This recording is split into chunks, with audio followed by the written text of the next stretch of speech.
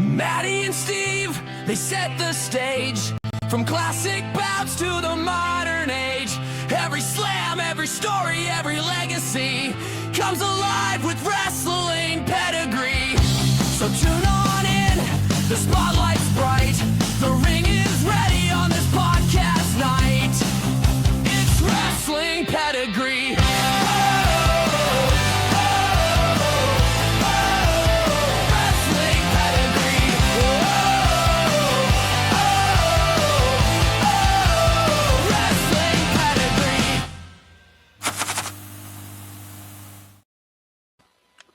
What's up, everybody, and welcome to a special episode of Wrestling Pedigree. I'm your host, Matty. Along with me, as usual, is the co-host, the last real general manager of MWL, Steve Wilkins. How are you, sir? I am fantastic, Matty. I'm excited for the show today.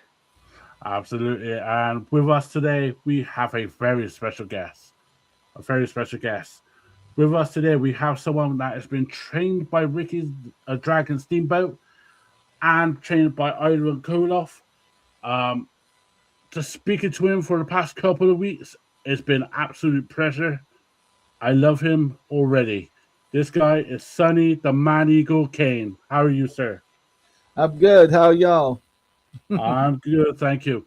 And if you haven't heard of Sonny, the Man Eagle Cain, this guy has been an analyst, wrestling analyst for Wrestling Spotlight with Gerald Bentley, and also a wrestling analyst for the Ring Takes with Dan Daly.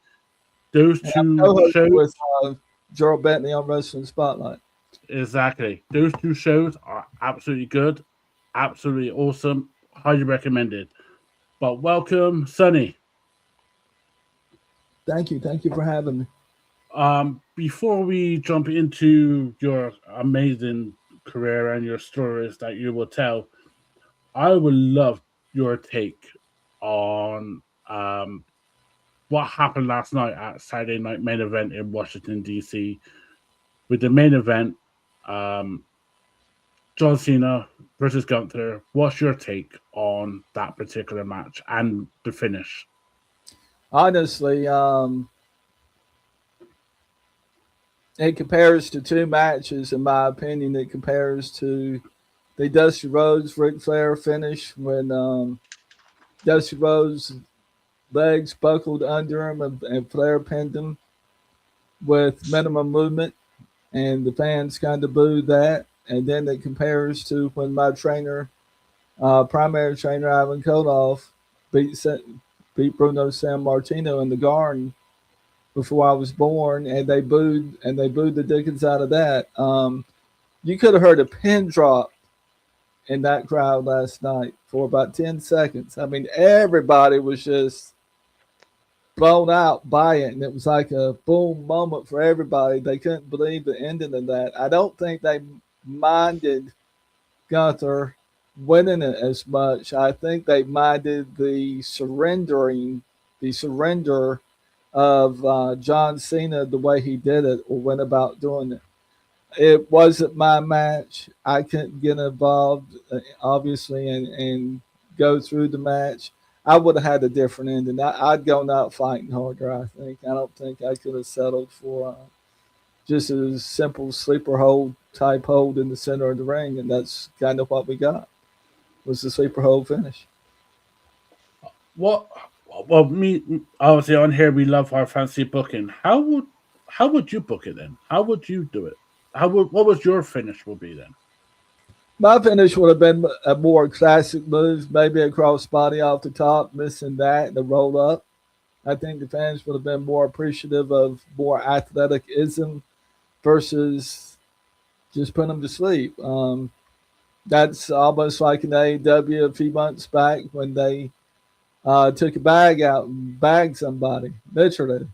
And I thought that stuck too. Maybe it was a year ago now that happened in AEW here in the States. But it really goes into feeding off the fans. And hats off to Triple H. I mean, he's got to live with it now. I understand what he was trying to do by making Gunther, the Legend Killer, but I thought we already had a Legend Killer in the business, and I thought that was Shawn Michaels. So are we now not saying Shawn Michaels isn't the Legend Killer anymore after he beat Ric Flair? I mean, do y'all recall that they came out, made a big deal about Shawn being the Legend Killer? So we got two Legend Killers now. That confused me, and I've got some stuff to show here a little later about how long I've been in the business. But it was the worst finish I've ever witnessed, other than Dusty Rhodes and Ric Flair. I actually approved of naturally of Ivan beating Bruno San Martino, but the hush that fell over the crowd in that arena was deafening. I mean, nobody moved for a few minutes after Ivan beat Bruno.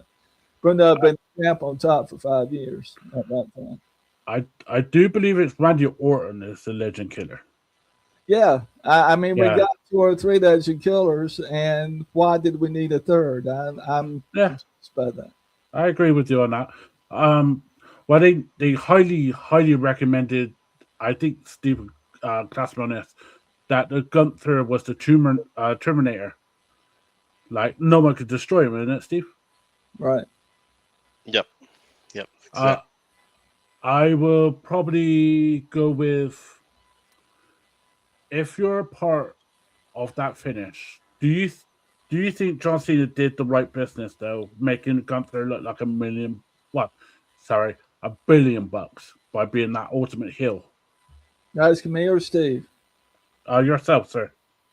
I think he did the right thing. I mean, he couldn't do much else by the hold that they chose to use at the end. The sleeper hold in itself to me was fine that they wore him down that way, but they could have done another move or two more that would have stretched it out a hair bit longer. And the match itself ran for a while, so I wasn't upset about that.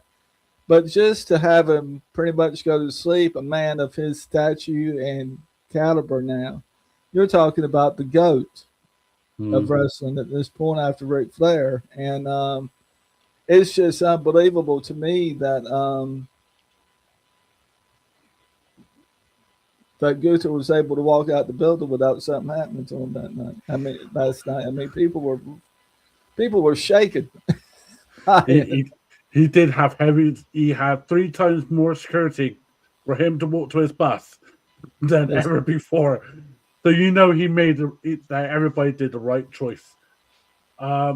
Before we get on to you, say, Steve, what was your thoughts of last night's main event? Now, as I said in the video that I had you play Friday night for our John Cena tribute. Yeah. You talk about GOATs. You talk about the greatest of all time. Some people will say Hulk Hogan. He brought wrestling to the spotlight in the 80s. Some people will say Ric Flair. He's the franchise player of NWA WCW. 16-time world champion. In his career, nobody had done it better. Mm-hmm. Some people say Bret the Hitman Hart. Best there is, the best there was, the best there ever will be. Stone Cold Steve Austin hit the second boom period in WWE, made wrestling larger than life. But none of them had quite the impact that John Cena did. Not only for what he did between the ropes, but how he was with the fans. Whether you loved him or hated him, you always had a feeling about him. Right. His Of his acting. He's a terrific actor. I mean, as far as his movies go, I think so. Oh yeah, but then you also have on top of that his contributions to Make a Wish. Exactly. His Make a Wish. He has granted more Make a Wish wishes than anybody in history. Right. He's always played ball. Mm-hmm. If the brass wanted him to do something, he did it without a second question. I heard an interview of his with Chris Van Vliet that what he would do is he would go and he would talk to Vince before he went out and say, "Hey Vince, what do you want from me tonight?" "Okay, I'll do it," and he would deliver. Right. So not only from it from everything, all encompassing. That's why I believe he is the greatest of all time. Now, his match with Gunther last night, it was fantastic. Um, Now, as far as the finish, I, I I do think that he went out the way that he wanted to go out. Um, and you could see it in his face when right before he tapped out. He had that look of relief on his face. Like, okay, this is it. You know, I've had a good 23-year career. I'm done. And that I believe was just him not just letting go of that match, but letting go of his whole career just with that one simple tap. Where, you know, for years his mantra was never give up. And the very last thing that we saw from John Cena in a wrestling match was him giving up. Give it up. And I believe that was the death of the John Cena character. Now we get to experience more of John Cena the man. That's well put. That is spot on, and I cannot wait to talk about this whole show next time we're on. However, I really want to dive into the career of Sonny the Man Eagle Cain. So Sonny, how did you start into professional wrestling? How did you get into Ivan Koloff's wrestling school? So I started in wrestling as a fan in 1974, and my mom dated Ric Flair for about 4 years, and they were an item, and they were engaged for a time, and they talked about her moving to Charlotte. She met his parents and stuff, and she just couldn't picture herself in a big city like Charlotte. We had just moved from where we are to where I am now. Not used to saying that in past tense. She passed away in March, but we moved here from where we were in Raleigh, and Raleigh was big to us at that time. And I first met Ivan through Ric Flair. I was scared to walk up to Ivan because of his ring persona at the time, and I knew he was a shooter or a hard hitter. I didn't know the terminology then the way I've learned it since and going through the training. And Ivan had the opportunity to see me grow up after he realized who we were when I met him again. So what I did was in 1991, they were advertising in between segments. Hold on, fellas, I got to fix this camera. I am right on the line. My apologies. Nothing could go wrong when it's live. Is that any better? That's that all better? good. That's all good. Anyway, they would advertise wrestling schools, and they actually advertised 3 wrestling schools at the time. They advertised gentleman Chris Adams out of Texas. They advertised WCW Power Plant World Championship Wrestling, and I didn't know that Ivan Koloff was running the school in Charlotte, but they gave the number on a commercial of Rick Steamboat's gym during the wrestling shows. They gave Steamboat's number to his gym. So I jotted it down, and I got the number to World Championship Wrestling and talked to a man by the name of Virgil. Now, here's the kicker. We didn't have the internet then, and we didn't have instant ways of figuring things out the way we have it now. Virgil and I talked about 3 times over the phone, and I dragged my feet because I didn't feel like he was leveling with me about who he actually was. And I recall telling my mom that. So I got up the nerve and I called Rick Steamboat at his gym in Charlotte, and he was home. and he picked up, or at work there, and he picked up the phone, and we talked about 40 minutes on the first pass. And I told him the schools I was talking to or thinking about going to. Texas was almost out of the question, but I did like Chris Adams' presentation in the ring. And oddly enough, Steve Austin came out of Chris Adams' school, y'all. And I asked Steamboat a question after he remembered who I was a little bit over the phone. I said, "Is Virgil Runnings Dusty Rhodes?" And he went quiet. And he said, "I would have a better chance at going to Ivan's, paying my money, and going through the three or 4 month training program there than I would going to Virgil." Had I known that Virgil was Dusty Rhodes, guys, I would have been to him on the Greyhound bus back in the day with my wallet and a debit card in my pocket. I'm telling you, I quit my job in 1989 because they told me I could not be off on the Sunday that I'd put in for 3 weeks prior to see Sting and Flair. And I came home to watch Sting and Flair. That's crazy. That is absolutely crazy. So, Who was the wrestler? Sorry, who was the wrestlers that you were grow up watching then with professional wrestling in '74? well, I not only grew up watching them, when Mom got with Flair, we traveled together. And we traveled on the plane with Tully Blanchard. We traveled on the plane with Dusty. We traveled on the plane with Flair, obviously. We traveled on the plane with Steamer from time to time. If you saw Flair back in my day, you saw Steamer.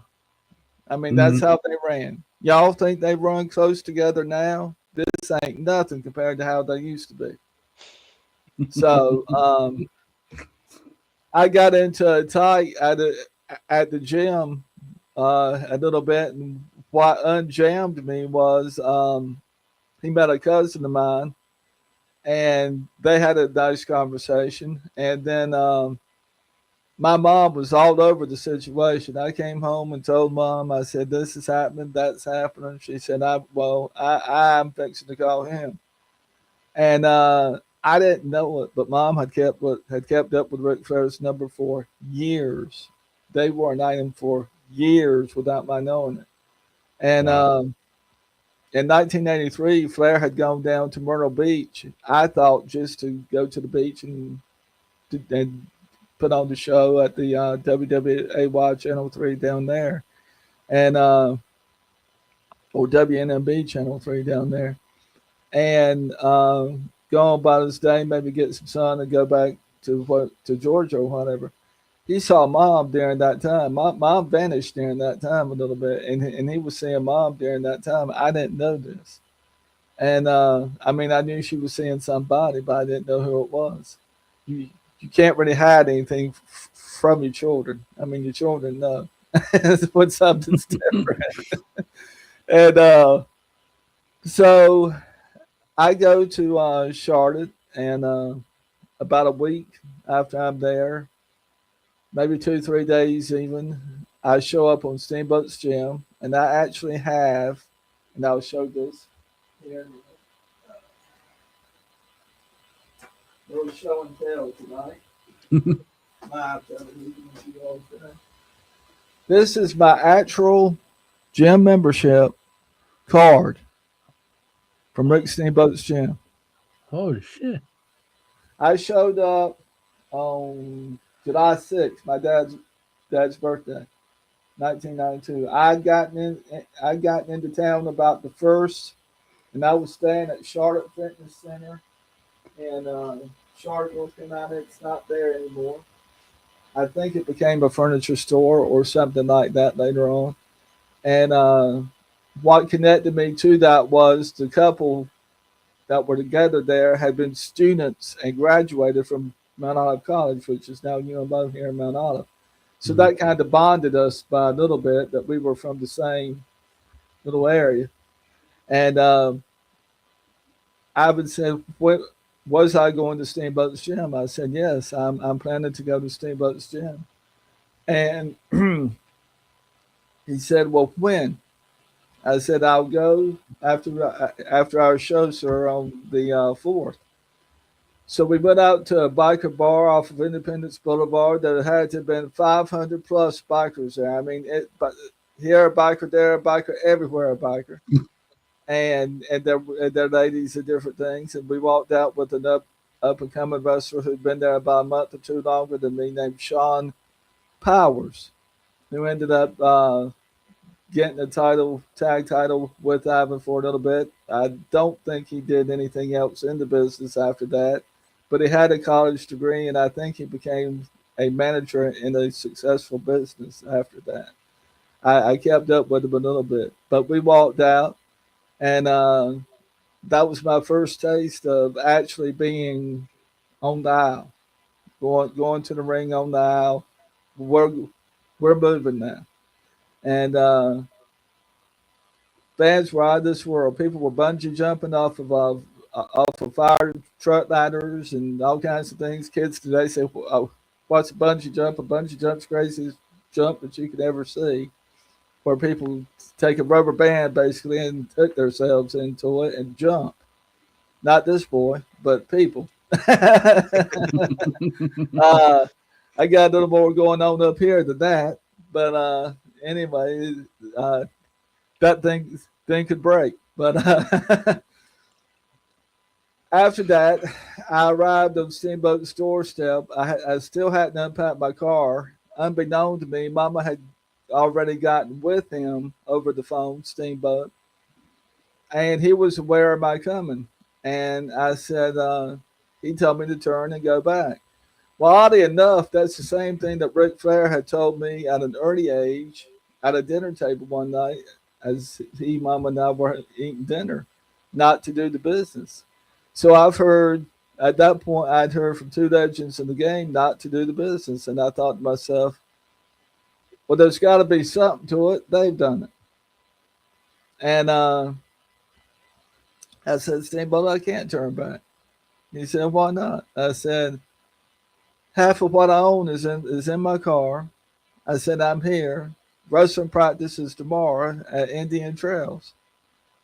And the internet gets this wrong about me some. I didn't actually live in Indian Trails. AI is not the most reliable source of information. Mhm. I No. lived in Charlotte, and I lived at Charlotte Fitness for about 2 weeks before I somewhat wore my welcome out. And I went to Steamboat. I said, well, if I don't find a place soon, I'm going to be homeless. He said, well, where did I work? And I told him. And he said, well, right across from where I worked were some apartments. And he thought if I went down there, I can land me an apartment. And that's what I did. I went down there and I got an apartment. And there I was, a young man in a grown man's sport. And that's what I tell my dad, who loves wrestling, doesn't want to hear much about any of it, but he is interested in this podcast and what goes on with me here. He thinks it's the coolest thing, I think, that I've connected to England twice. But so periodically he'll say, how's the England connection going? And I'll get to talk about it. But It's unbelievable the story of So, how you started. so those were my early connections as to how I got to running. And Steamboat looked just like he looked in the picture behind me back then. I wasn't intimidated by him in the least in person. I was about his size. And he said, how long was I there? I said 3 months or 4 until I finished school. And luckily, I made it out in 3. Steamboat talked to Ivan and said he thought I'd proven myself to the point that I could graduate and be good to go. And this is my not cutting you off now. This is what I would show promoters before I got my demo tape. This is an actual. Can we put that up? This is an actual certification signed to me from Ivan.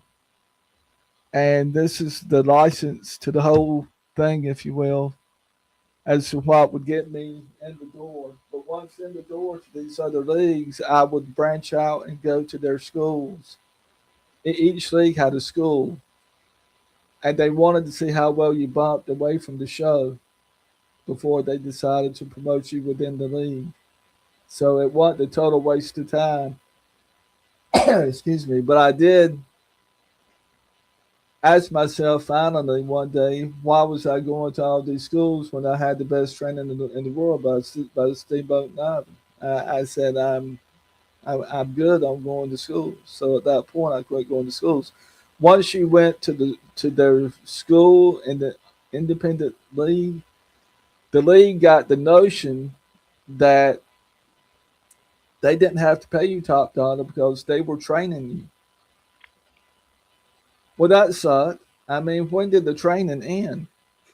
Is why I came home and asked myself. I mean, good Lord, I'd made it through. I was toughest nails school with steamer, and here I am still here, and I need more training.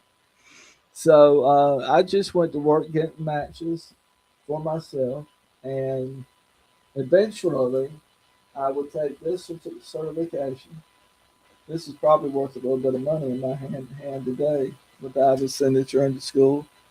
And I would take this demo tape. I eventually compiled everything into a demo tape of about 8 or 9 things, and me at an awards banquet being recognized as up and coming wrestler of the year. And I would go to the promoter, say Steve was the promoter. I'd say, Mr. Atkins, I'd say, I'm Sonny Cain. Sonny Cain's my real name. I wrestle under this. At the time, it was Sonny the Body One Chaos Cain. I used that for about 2 years. Then I branched off into Sonny Total Chaos Cain. The paper here in town named me that.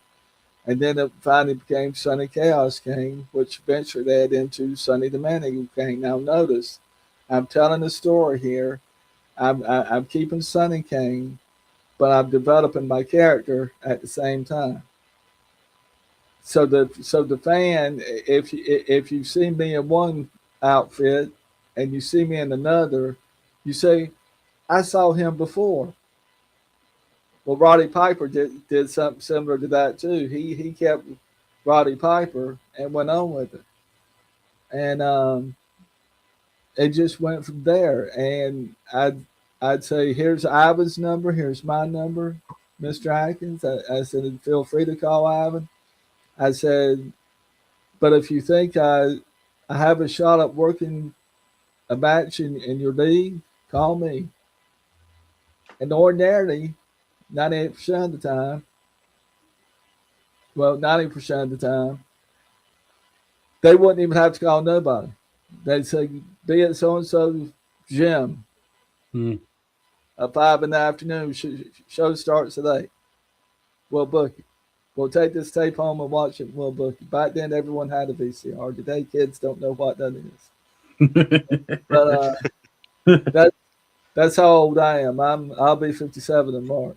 But what would you be used more? Would it be your certificate, or would it be like your certificate of like you're a pro wrestler, or would it be the tapes?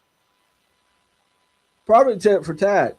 The fact that I had legitimacy to the point that I was who I said I was, and I'd make it as professionally clear as I could at the time, being a young fella, that this is not all my work, sir. This is just compiled here together, various segments of what I can do. And that's the way it came about. And some guys would watch it and they'd say it's the worst thing they'd ever seen. Other guys would watch it and say, well, I'll do anything for ring time. I said, well, that's the point of why I compiled this tape this way, to show you all that's shy of putting up the ring and taking it down. I'm your man. And I should have done a little bit of ring setting up, I suppose, along the way to have gotten in more with the promoters back in the day. But my thought was, I'm there to wrestle. I'm not there to be a roadie. I don't want to be labeled a roadie. I don't want to run with the roadies. I'm the wrestler. Right. So, and that's the Like life. I have a good friend of mine that I grew up with, who trained under Killer Kowalski. Oh, that's cool. Um, and once he got through the training, Kowalski was able to help him get jobs Mhm. close by. He ended up working with Chaotic Wrestling in Massachusetts. That's cool. Um, with you being trained by Ricky and Ivan, was there the same type of thing there where they were able to help you get matches?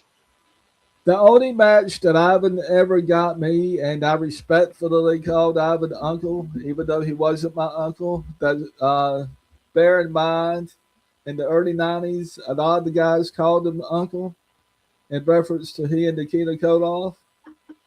Uh, the only match Ivan ever helped me with really was my main debut match here in Mount Olive, North Carolina, where we put together 4 matches, 5 matches. I've got a tape of that too. And my hopeful goal is to get these matches online and give them the proper airtime that I think that they deserve on YouTube and whatnot. But the only match that I ever got help with was a benefit show that I did here in town.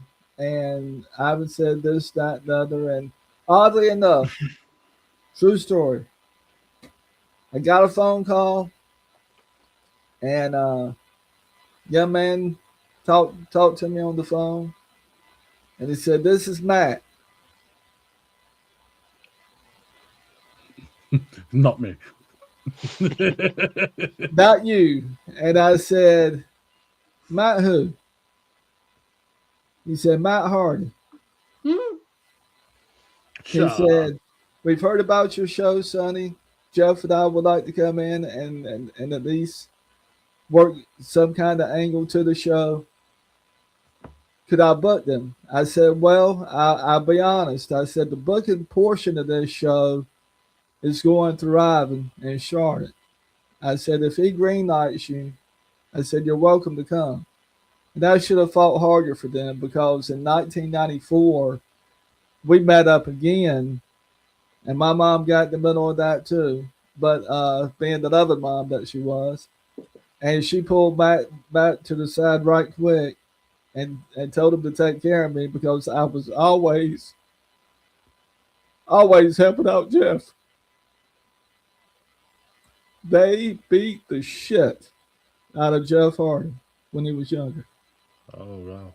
Every match he was in. I never understood it, other than the fact that he had it all before he got big. I mean, he had the rock star deal going on before he grew into it. That's why I'm promoting and pushing so hard a young wrestler up from NXT that's now getting all kinds of attention, Siobhan Evans.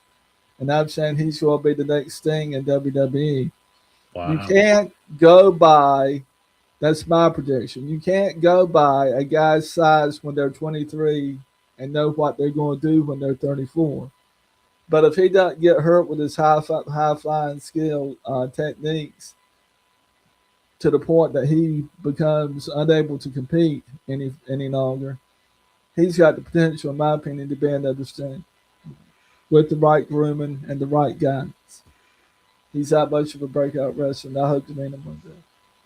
But in '94, Jeff, Matt, and I got together, and we wrestled periodically across North Carolina. I've wrestled in Georgia.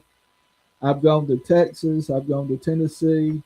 My stay in Texas was just with Flair. I met the Von Erichs down there. That was kind of a political move. In Tennessee, it was something very similar. Flair landed in Tennessee and had a bout with Jared Alder. I do remember that at Mid South, and I remember going into Mid South Coliseum behind Flair, and they wanted to know who I was, and they put a microphone in front of me, and Flair allowed me to talk a little bit into the mic and tell him who I was at the time, and then he said that was kind of enough of that, and we had to go and get him ready for the show. I was Flair's gopher at the time. And I worked with him about 4 years. I don't know if he would remember me today or not. There's a picture of us back of me from 1989 at the Dorton Arena in Raleigh, North Carolina, and that was the first time I'd seen him since the late 70s. Man's had open heart surgery. He's been married 5 times. He's been around the world. He would probably have to think back to mama at this point in time in his dog. And I'm told he doesn't forget anybody. So, maybe not. That's such a tremendous. Um, what while you were talking about and Jeff, I want your quick take on how do you feel their career has been since you saw them until now. Well, I was at the first tables, ladders and chairs match. It was held here in North Carolina, actually, at a high school. And the match was set that I was going to run out and help Jeff, like always. Matt just finally started including me because he knew if he didn't, I'd be coming anyway. So I invite myself to it. And I tell him it's on the house. With that said, I think they are second only to the Rock and Roll Express in popularity and what they've been able to accomplish. The Rock and Roll Express has not had the triple tag team deal going that Matt and Jeff have had, but for their day, they had the same popularity going. And they didn't need 2 and 3 title belts around their waist to say who they were. You just knew. And I knew early on that Jeff and Matt were going to make it. I humbly apologized to both of them for not booking them on the show, and they said they understood my hands were tied, and we got over that. And I saw them both again in 2016. Where were we?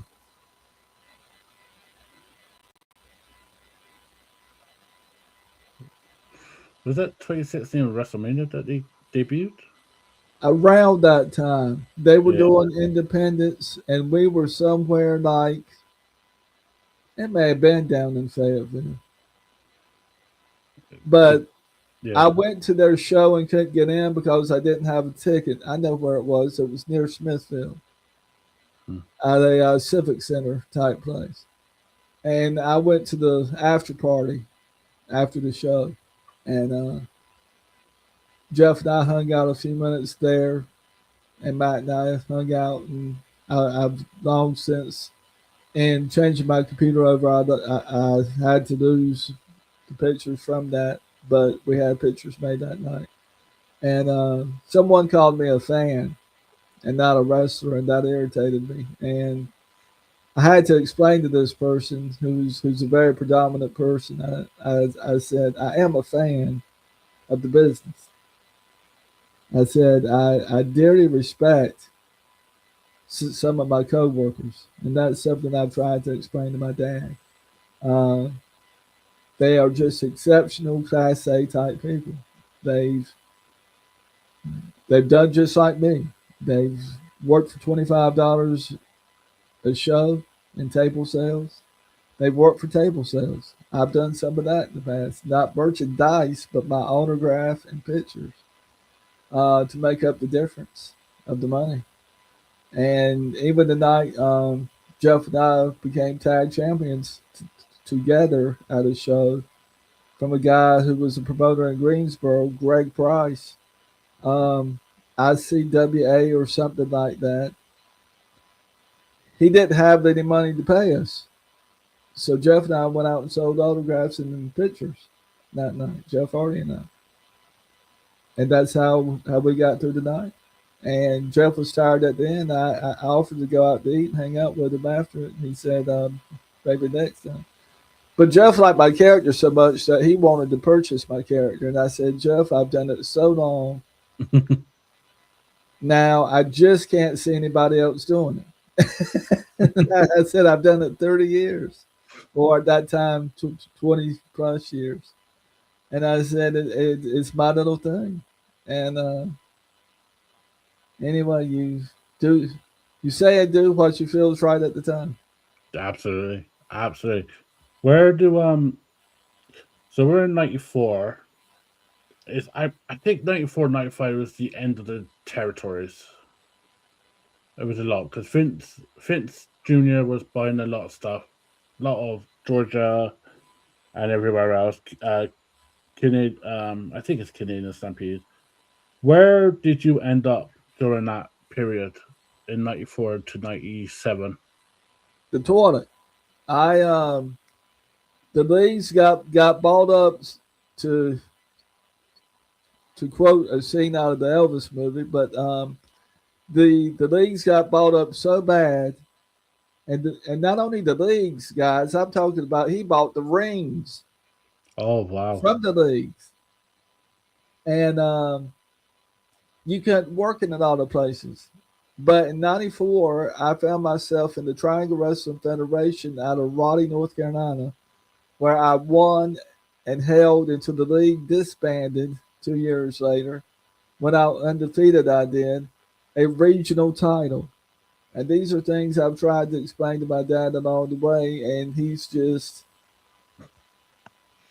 a smart man. He just can't wrap his mind around the business end of this and what it's done.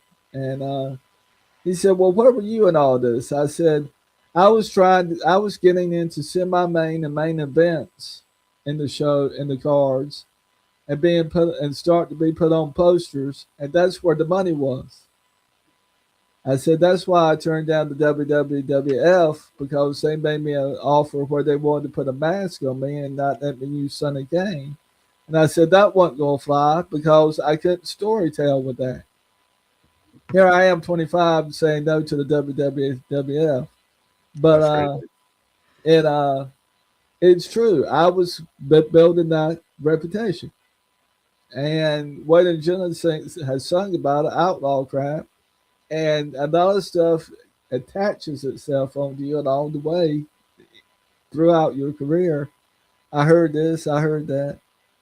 Uh, People don't laugh today at me as hard as they used to, and if they do, I'm just numb to them. 3 years I've been enjoying these wrestling podcasts and sharing my stories with people, and it seems to be with the connection of you guys and the other two groups I was hooked but on, just a continuation of something. And that's Mm. what I've told my podcast buddies. Once you start working the business, fellas, you'll never quit being in it. Somebody will always come to you saying, "Can I be on your show?" Yeah, we get that. We get that a lot. That's the domino effect. And if you think you get it a lot now, wait until 3 years from now when you and I, when we all are working together, right on, and people want to jump on the show still, and there ain't but so many shows in the year. That's kind of what Gerald is starting to realize. I mean, Gerald and I 2 years ago were sitting there in his studio, he on his end and me on mine here in my studio, going, "We need some guests." Well, now we got probably, if I had to guess, I'd say 15 or 20 head that would love to be on the show on a regular basis. We got other guests that won't be on there too. So there ain't so many dates in the year that you can book somebody. So supply and demand's nice. Um, what I You told me the story of this before, but I really want to. Was this the gimmick that WWF gave you, where you were a green? Is it green spot? The green dot. The green dot. Please tell me this story because I love this story. This is my favorite story at the moment. So the road manager at the time, road agent, y'all can look this up, was my friend Ricky Steamboat. He had risen to being the WWF road agent, talent scout person in his time period. Uh, I'm told up until a year or two ago, he was still doing that. He came to me with an offer. He said, WWF wants you. They like you. Blah, blah, blah. He said they want you to go to Florida and be available for them when they call. Well, gentlemen, I had starred in Charlotte. Had it not been for the two girlfriends I had at that time, I would have never made it through training camp. Two. I love Two that. at that time. And I liked one over the other. But it goes that way sometimes too. These were my sinister days. And anyway, they fed me and they took care of me. But Steamboat went on to say, with his tale of tales, I'd have to be part time on call, and I couldn't work a job, and I couldn't wrestle on Independence. I said, well, what's in it for me? He said, the chance to make $250. I said, well, 2 years ago, Steamer, that might have, and I called him Steamer. I said, that might have appealed to me because I was younger and dumber back then. I said, but today, I can't maintain an apartment off of $250, what, 2-3 times a month, and then maybe. I said, am I ever going to be able to tell the story of me winning? He said, no. I said, am I ever going to be able to take the mask off and show my face? He said, no. I said, am I ever going to get to be Sonny Cain, Sonny the Green Dot King? He said, no. Back then we didn't have the computer, so I was trying to storytell. And I said, well, I got one word for you. He said, what? And I sounded like The Rock probably to him by today's comparison. I said, no. I said, we're not doing that. He said, I've got the contract for it in the car. Did I want to sign that? I said, what part of the word no don't you hear me telling you? I said, I'm not starving again. I said, Florida's too far away from my family base. I said, it's too much strain on the family for me to go there. I'm listening to the whole thing. And I said, he said, why did I want to be a face so bad? I said, why do you like being a face? He said, because people recognize him and so on. I said, tell the truth. I said, that's where the money's at. I said, can I use karate moves? He said, did I know karate? I said, yes, I do. I said, I have a blue belt in Taekwondo street fighting. I thought you had something in Mum. I said, well, that's what I have. I said, I didn't go to school half done. I went to school with something. I just didn't tell Ivan about it. And boy, when Ivan found out from my cousin who went up to meet him, he was angry. He said, a ringer in my school. I said, well, I'm not up here to play. I'm up here to do this for a living. So I wanted to know what I was up against before coming. I said, obviously, you all can make money at it eventually. And he said, yeah. And it just went from there. And that's how things spin sometimes. CCWA, Carolina Championship Wrestling Alliance, was on WWA Y Channel 3 here. Similarities to Channel 3s. Mm. And they were showing us weekly, kind of like the Mid-Atlantic NWA stuff. And I was getting known in Smithfield from going to Smithfield and the loyal following that we had. We had about, I had to guess, probably 500 fans a night show up. And wrestling has always sold, and it will continue to sell because it is the last blue-collar job where the common man could climb the ladder and make it all the way to the top. It is absolutely. And that's what I portrayed, was a common man wrestler trying to make it to the top. And that was my charismatic appeal to the fan base. And I guess maybe some of my loyal fans, people that have kept up with me all these years, still seeing now is that I'm still trying to climb that ladder. So Oh, it's. I mean, I doing my research on you and listen to your stories. I just love them. I think your story is unbelievable. Um, before we end part one of this incredible interview with you, there's Sonny, one more story, one more thing I'd like to share. I was about to say I want one more story before we go, and I know it's going to be a doozy. It will be. I don't know what this magazine would be worth now because it's not in the best condition. It's really been in the ringer, but I've held on to it. You should show Uh, Steve because Steve would know. Steve, what do you think? Ooh.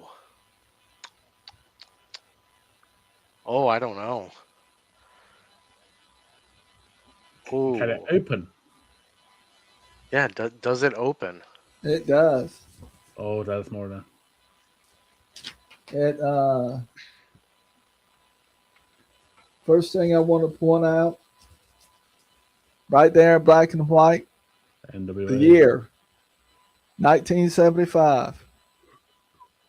Oh. I was 7 years old. I, I don't know, Steve. That could be a fair bit more. It's my That first that could be. fan-based magazine that I held on to all these years, and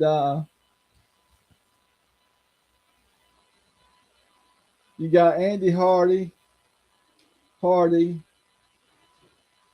and talks about Woody Hayes. That's Johnny Valentine, Just I a nice think, guy. and Sir Oliver Humperdinck,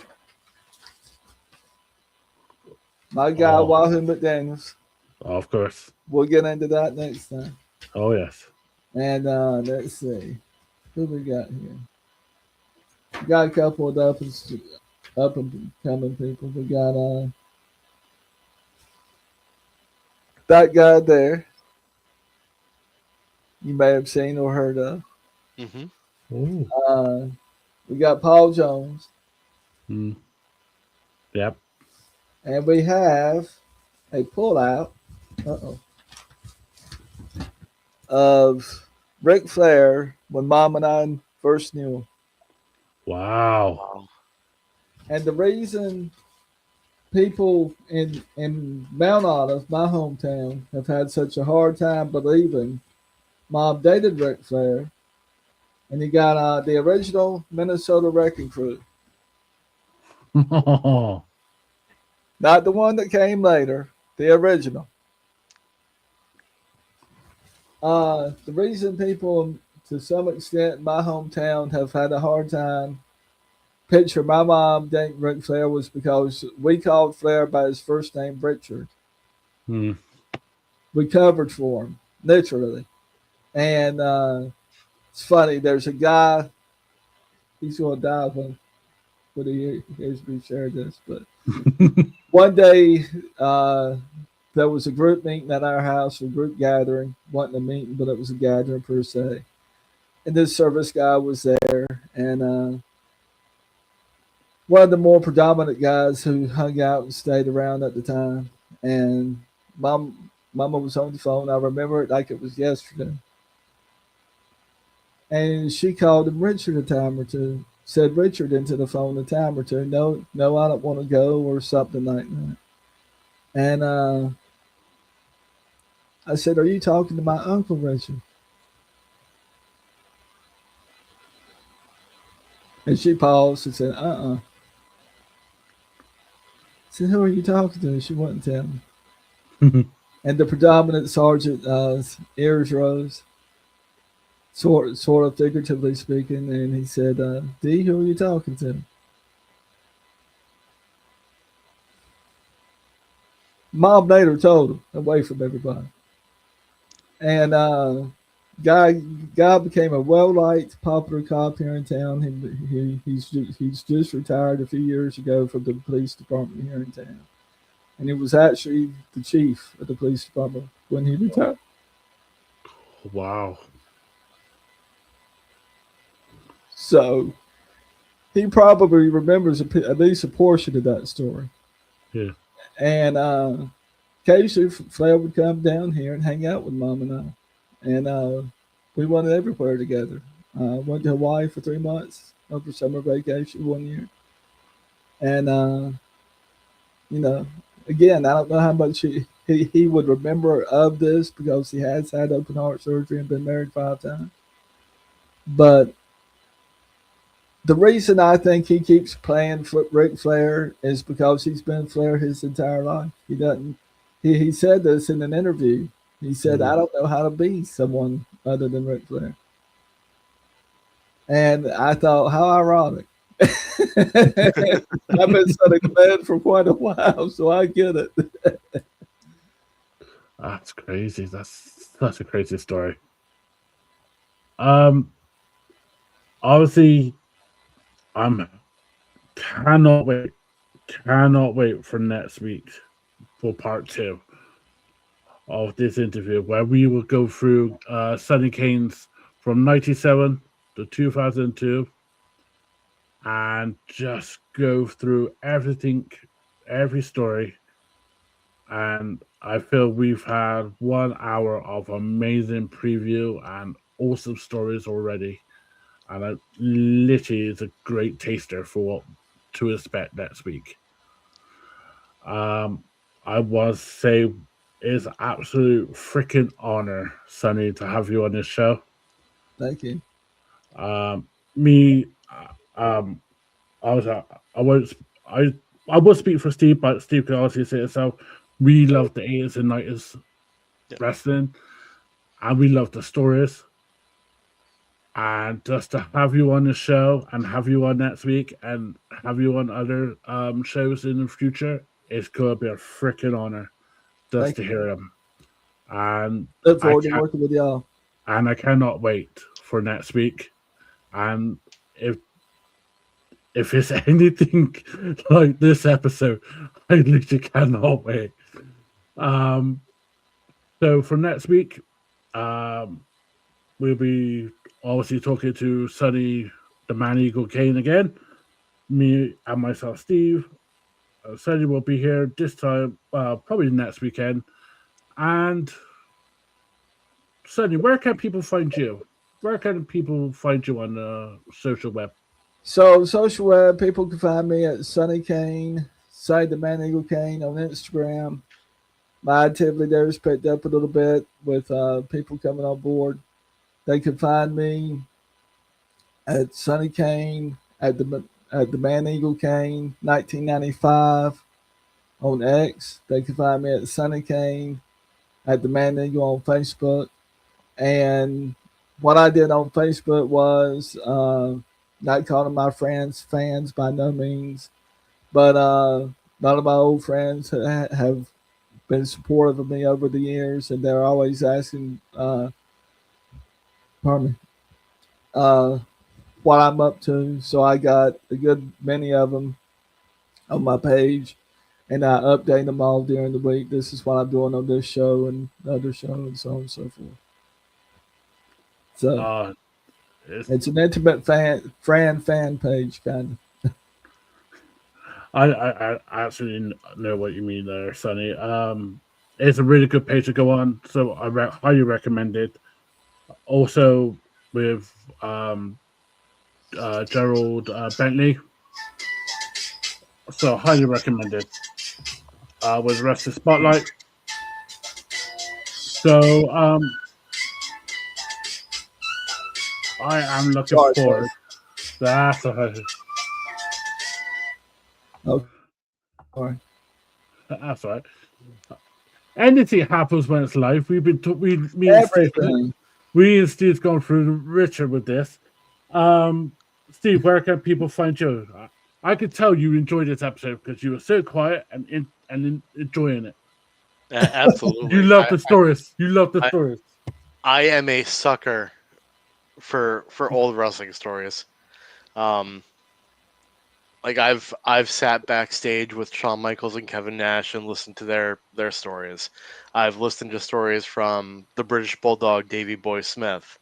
I listened to stories from anybody who will tell me stories, and there's nothing better to me than hearing about, you know, legendary stories from the business. Um, Now, as far as where you can find me, you can find me on Facebook as Steve Akins. You can find me on X under pedigree underscore Steve. I got it right, Maddie. Um, you can find me on Instagram. Good luck with that because I'm on there, but I don't know my name. Or Wonder.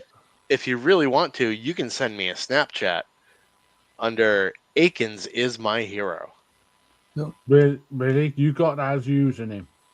Yes. By God. Uh, there's so much I could do with that.